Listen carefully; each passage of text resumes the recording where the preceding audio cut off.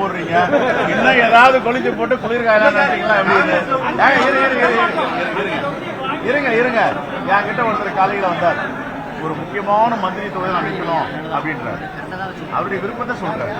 அதுக்காக அந்த முக்கியமான மந்திரி தொகுதி நான் கேட்க முடியுமா? நியாயமா? இதெல்லாம் ஏன் பெருசு பண்றீங்க? ஐயோ விடுங்க சாமி, விடுங்க.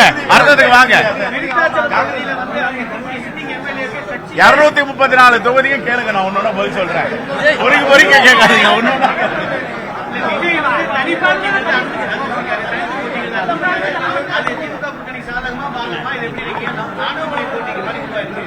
எத்தனை துணை போட்டிகள் வந்தாலும் தமிழ்நாட்டில் நலத்திட்டங்கள், சமூக நல பணிகள் இந்த 5 ஆண்டுகளுடைய ஆட்சி தான் பேசப்போகுது.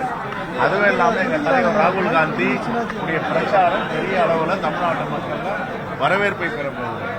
ஆகவே இந்த கூட்டணி தான் தமிழ்நாட்டு மக்களை பாதுகாக்க பல முறை சொல்லிட்டேன். அவங்க என்னவோ கனவுல இருக்காங்க, ஏதாவது வாக்குறுதிகளை கொடுத்து ஏதாவது செய்து மாயாஜாலங்கள் செய்து வெற்றி பெறலாமான். எந்த மாயாஜாலம் செய்தாலும், எந்த மோடி மஸ்தான் வித்தை செய்தாலும் தமிழ்நாட்டில் எங்களுடைய கூட்டணி, திமுக தலைமையிலான கூட்டணி தான் 210 தொகுதிகள்.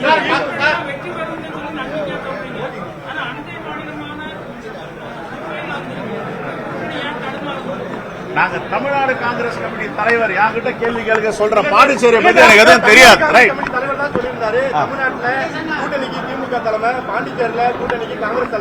இப்பவும் அவங்களும் ஒத்துக்கினாங்களே.